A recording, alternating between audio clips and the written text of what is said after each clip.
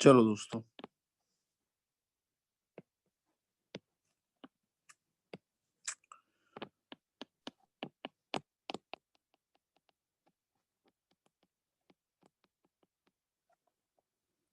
Packing capacity.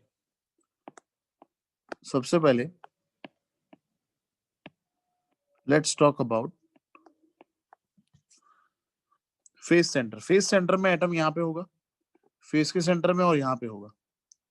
तो इसका radius r हुआ, ये 2r हुआ, और ये r हुआ।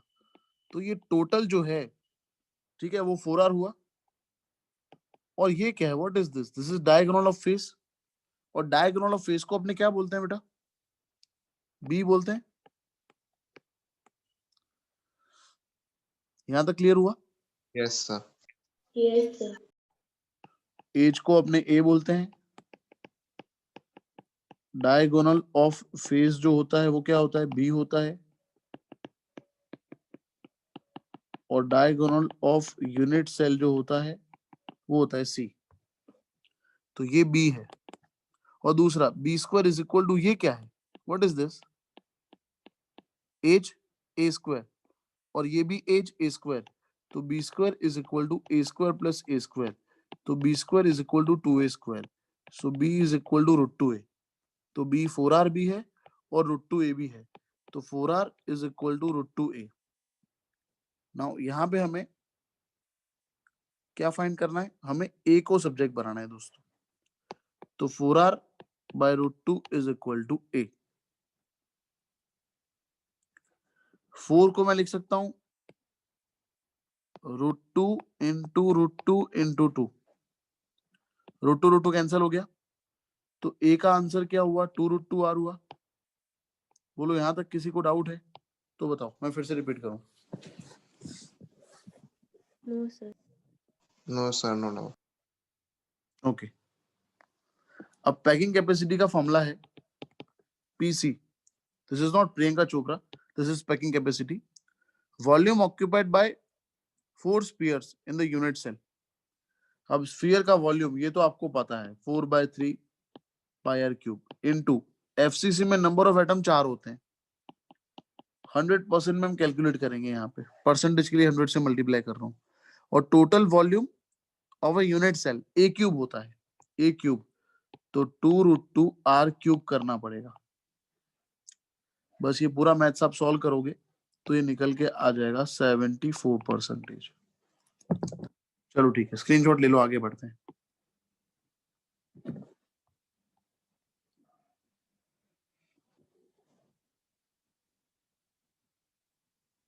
चलो ठीक है, अब बात करते हैं बॉडी सेंटर के बारे में। बॉडी सेंटर मतलब यहाँ पे बीच में एक गोला होगा, है ना। उसके बाद ये बीच में एक,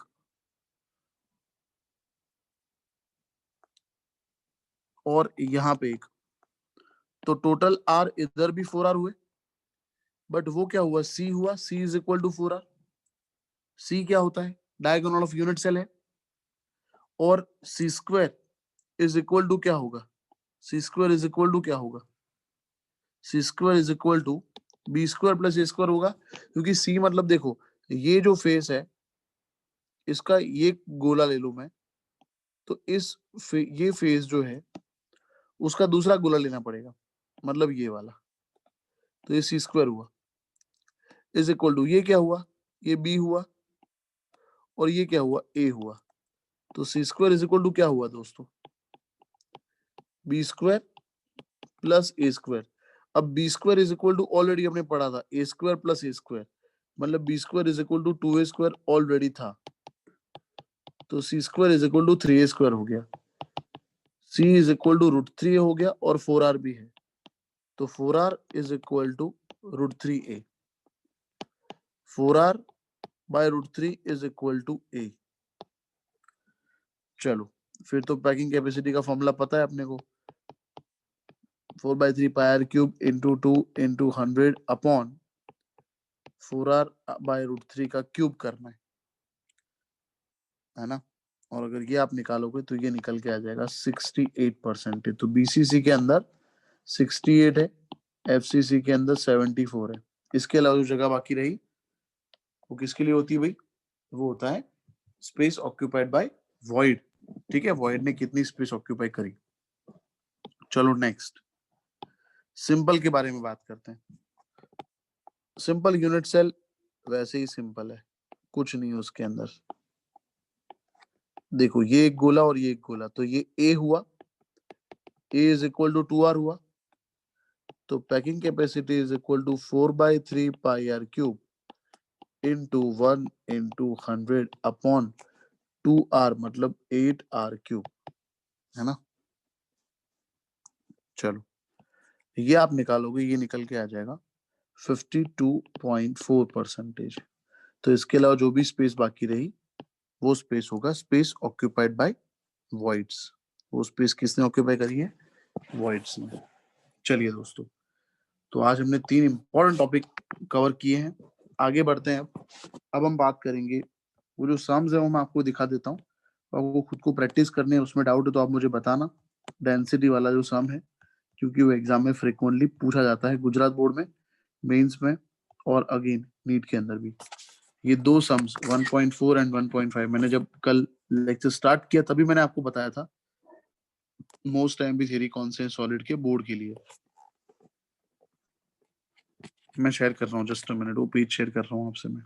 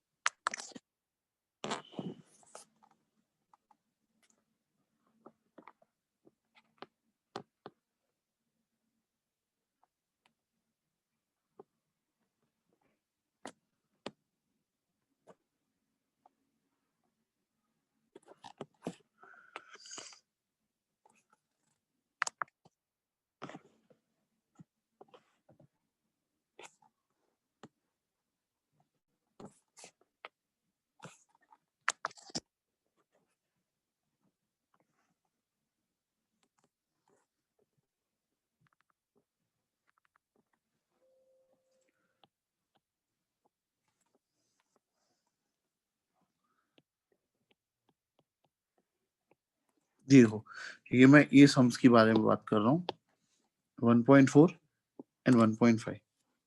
आप सिंपली देखो, यहाँ पे कुछ ज्यादा करने की जरूरत नहीं है। वो इक्वेशन है डी और rho is equal to Z into M upon A cube into N A. Simple है, जो एम है इसको सब्जेक्ट बनाना है। देखो बाकी सब चीजें दी हुई है, एन ए तो आपको पता ही है, ठीक है। फिर आप देखो डेंसिटी दिया हुआ है, डी इज गिवन, ओके।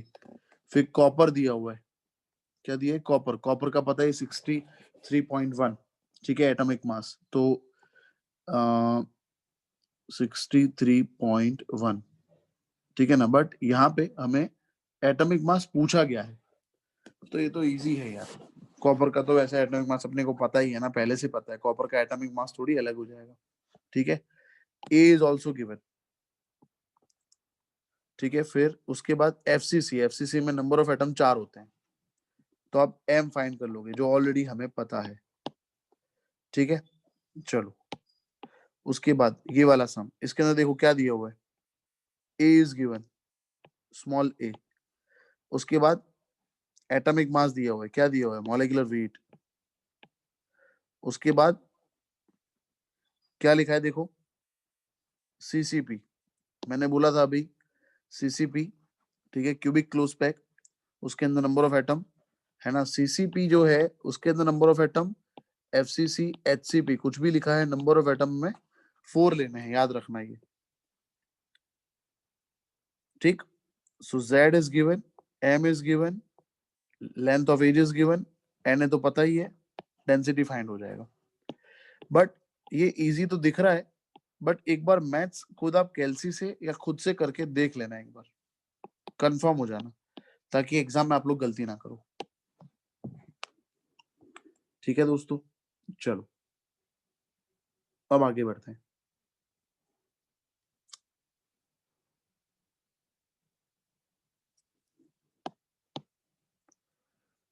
1.16 क्या है? A compound is formed by two elements M and N. The element N forms CCP and atoms M occupy 1/3 of tetrahedral. Tetrahedral मतलब इससे डबल होंगे ना? आई होप समझ में आ रहा है आप सबको. What is the formula of the compound? चलो, M है 8/3, N है 4. 4 कॉमन ले लो तो 2/3 हुआ, N 1 हो गया, तो M2N3. बोलो, क्लियर आंसर?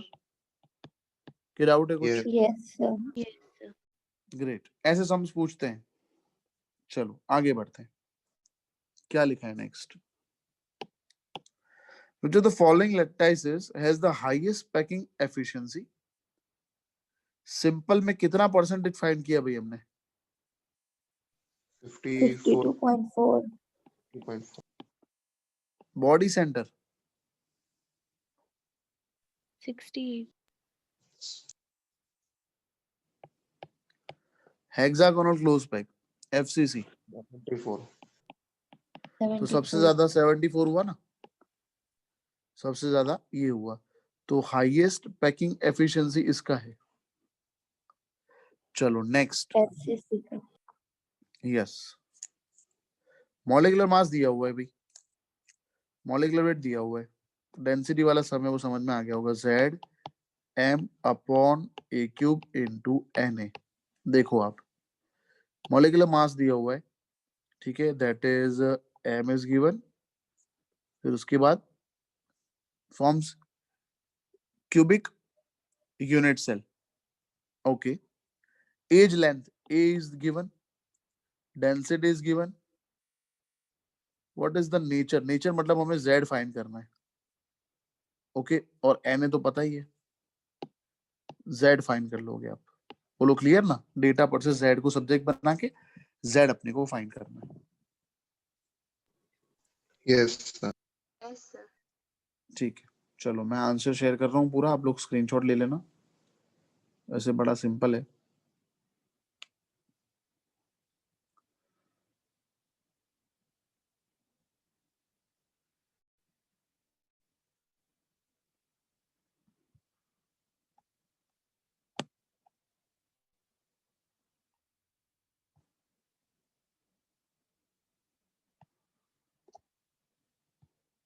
चलो दोस्तों स्क्रीनशॉट ले लो, ये रहा आपका आंसर.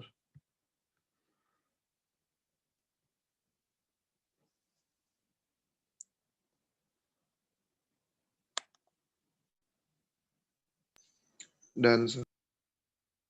ओके,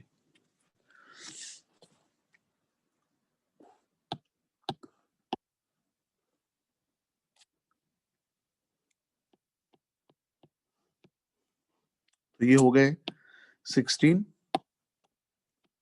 17 और 18 खत्म. आगे बढ़ते हैं. Next topic, imperfection in solids. Solid में इनपरफेक्शन, कहीं भी परफेक्शन नहीं है दोस्तों. एक बात याद रखो, एक्सपेक्टेशंस ऑलवेज हर्ट्स. ठीक है, ज्यादा एक्सपेक्ट मत करो. हम बोलते हैं सॉलिड के अंदर अरेंजमेंट ऑफ एटम जो है परफेक्ट है, बट इतना भी परफेक्ट नहीं है कि उसके अंदर इनपरफेक्शन ही ना हो. इनपरफेक्शन हर एक जगह होता है ना. उसकी मात्रा अलग अलग हो सकती है, उसका प्रपोर्शन अलग अलग हो सकता है, इनपरफेक्शन ज्यादा या कम.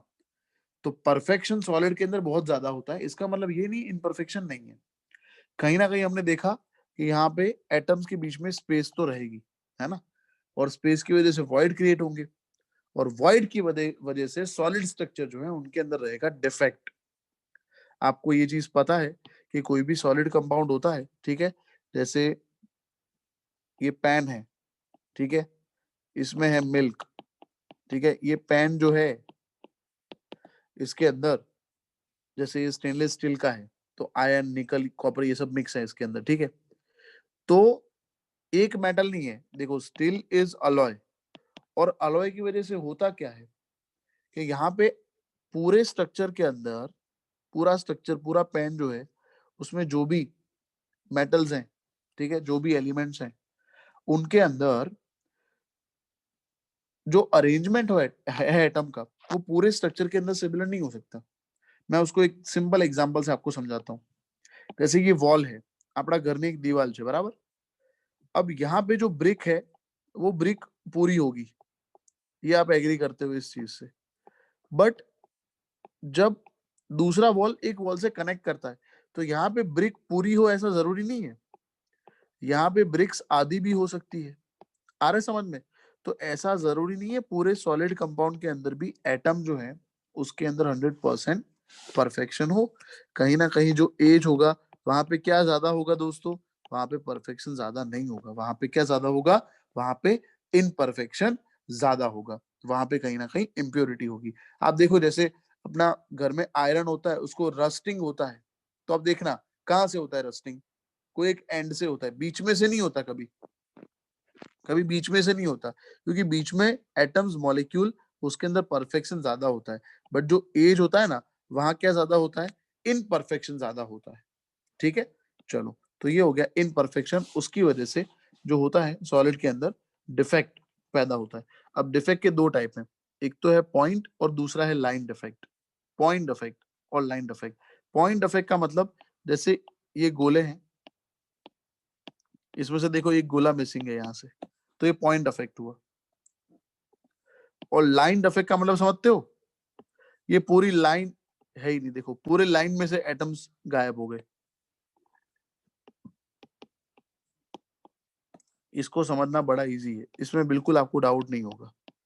एक तो एक गोला मिस हो गया तो पॉइंट डिफेक्ट, और पूरी रो चली गई तो उसको हम क्या बोलेंगे, उसको हम बोलेंगे लाइन डिफेक्ट।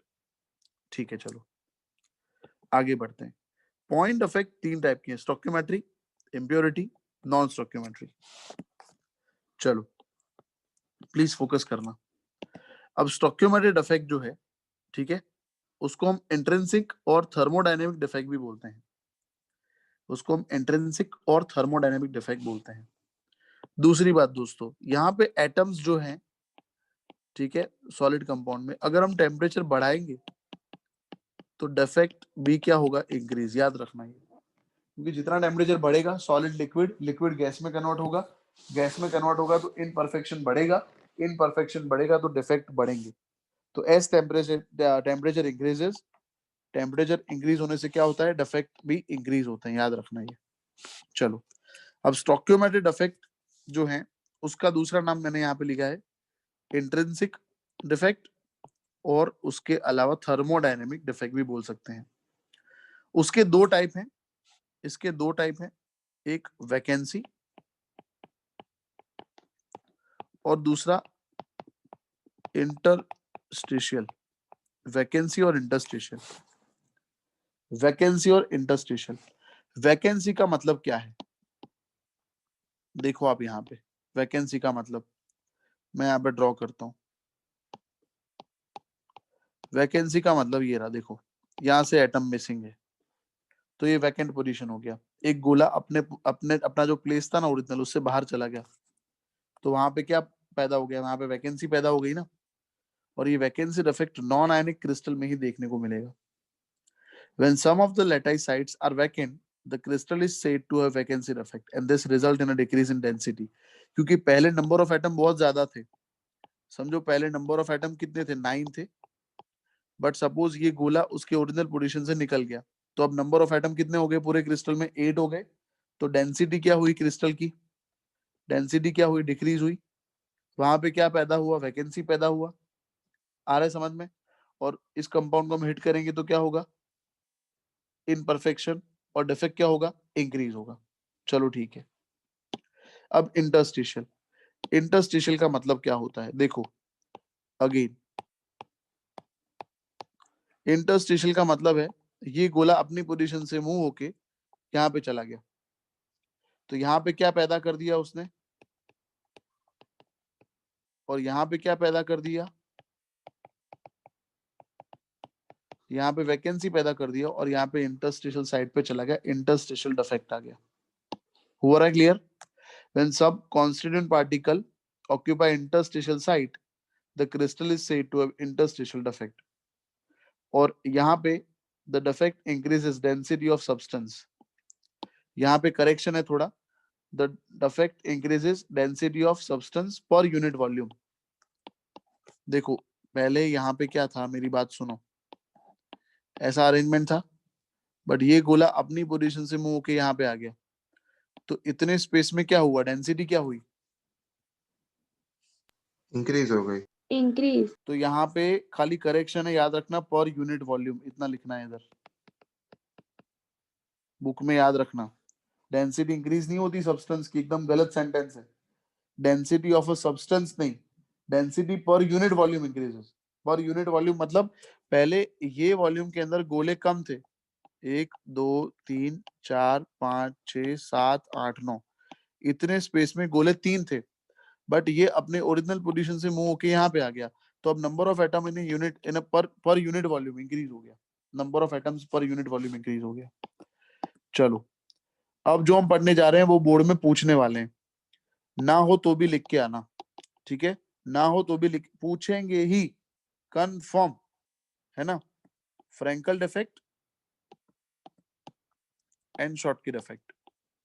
चलो अब शॉर्टकी और फ्रैंकल क्या है, बड़ा सिंपल है ये, बिल्कुल कॉम्प्लिकेट नहीं है। Schottky defect and Frenkel defect, सबसे पहले ये दोनों आयनिक क्रिस्टल में आपको शो होगा, आयनिक क्रिस्टल ही शॉर्टकी और फ्रैंकल शो करेगा, सबसे पहला पॉइंट। दूसरा पॉइंट, यहाँ पे कैटायन और एनायन जो है ना, उसके साइज बेटा सेम होंगे, plus minus plus minus plus minus plus minus plus minus plus minus, उसके साइज कैसे होंगे, सेम होंगे। यहाँ पे साइज सेम नहीं होंगे, साइज डिफरेंट होंगे। बोलो 2 पॉइंट समझ में आ गए? यस, चलो आगे बढ़ते हैं। अब दूसरी बात, यहाँ पे न्यूट्रलिटी मेंटेन करने के लिए मिसिंग आयंस जो है ना, missing cation and anion same है बेटा। अगेन यहाँ पे मिसिंग कैटायन एनायन सेम है, मतलब पहले क्रिस्टल में 10 प्लस थे और 10 माइनस थे, बट डिफेक्ट होने के बाद 9 प्लस और 9 माइनस रहे, मतलब क्रिस्टल कैसा हुआ, न्यूट्रल हुआ कि नहीं हुआ भाई? यस, क्रिस्टल तो न्यूट्रल हुआ बेटा, है ना। तो missing positive and negative ions कैसे हैं बेटा, सेम है। चलो ठीक है, यहां पे आपको पता होगा Frenkel is interstitial defect. Frenkel जो इंटरस्टिशियल डिफेक्ट है, plus minus plus minus plus minus plus minus plus minus plus minus, देखो प्लस अपने ओरिजिनल पोजीशन से मूव हो गया, तो यहां पे क्या पैदा कर दिया उसने, वैकेंसी पैदा कर दिया उसने। आ रहा है समझ में, नहीं आ रहा है? Yes sir. Yes, और जहां sir. पे गया वहां पे कौन सा डिफेक्ट हुआ, इंटरस्टिशियल। तो फ्रैंकल वो वैकेंसी और इंटरस्टिशियल का कॉम्बिनेशन है बेटा। Frenkel defect is a combination of vacancy and interstitial defect. चौथा पॉइंट, इसका example,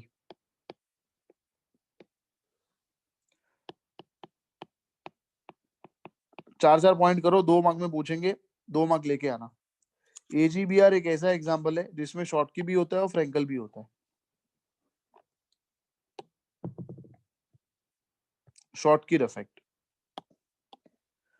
it is basically vacancy defect. To maintain neutrality, number of missing cation anion equal है, density decrease हो रही है क्योंकि एक प्लस बाहर जा रहा है तो एक माइनस भी बाहर जा रहा है, इसलिए नंबर ऑफ जो एटम्स है, गोले हैं, वो डिक्रीज हो रहे हैं। Number of such defect in ionic solid is quite significant. Okay, cation anion almost similar size के हैं, इसके एग्जांपल ये रहे। AGBR दोनों डिफेक्ट शो करता है। इतना डेटा जो है वो हमें लिखने की जरूरत नहीं है एग्जाम में, यहां से यहां तक कि NaCl जो है उसमें 10⁶ शॉर्ट की पैड्स होते हैं at room temperature. 1 centimetre cube में 10⁻22 आयन होते हैं, तो इसका मतलब 10⁻16 आयन पे एक शॉर्ट की इफेक्ट होगा। Any doubt friends? No, sir. Vacancy defect है ये, number of missing ion same है, कैटायन एनायन का साइज सेम होता है, डेंसिटी डिक्रीज होता है। एग्जांपल ये रहे, 4 पॉइंट हो गए हैं, 1 पॉइंट, दूसरा पॉइंट, तीसरा, चौथा, 5 पॉइंट हो गए। लो चलो, Frenkel ionic solid, small ion जो होता है कैटायन होता है, वो उसके पोजीशन से डिसलोकेट हो जाता है और इंटरस्टिशियल साइड पे चला जाता है। It creates vacancy at it original position and interstitial defect at new location. Dislocation defect बोल सकते हैं। डेंसिटी चेंज नहीं होता है, लार्ज डिफरेंस होता है साइज के अंदर। ये रहे एग्जांपल। AGBR एक ऐसा एग्जांपल है जिसमें शॉर्टकी भी है और फ्रैंकल भी है। It's 7:03 and we are on a mission to complete solid state, and I'm very glad to inform you all कि solid state हम 95% complete कर चुके हैं। थोड़ा बहुत बाकी है, वो हम कल देखेंगे और फिर हम शुरू कर देंगे। आपको पता है शेड्यूल में क्या है, सोल्यूशन, है ना? क्योंकि इलेक्ट्रिकल प्रॉपर्टी और मैग्नेटिक प्रॉपर्टी यहां से निकल चुका है, आपको पता होगा शायद। इलेक्ट्रिकल और मैग्नेटिक प्रॉपर्टी निकल चुका है ना? ठीक है Yes, sir. दोस्तों, और गुजरात बोर्ड के लिए सॉलिड स्टेट इतना काफी है। इसमें बहुत सारी बातें एक्स्ट्रा करनी है, बट JEE का लेक्चर जो शाम को होता है उसमें जब सॉलिड स्टेट आएगा तब मैं उसके बारे में बात करूंगा। ठीक है, सॉलिड स्टेट का कल का लेक्चर मैंने यूट्यूब पे अपलोड कर दिया है, लिंक मैंने प्राइवेट आपको शेयर कर दिया है। आज का लेक्चर भी अपलोड कर दूंगा मैं, और रात का लेक्चर जो है कल का, वो भी आज दोपहर तक मैं अपलोड कर दूंगा। ठीक है दोस्तों, चलो, हैव अ नाइस डे। हम मिलते हैं रात को 9 बजे। Take care, bye bye. Bye, sir. Bye, sir.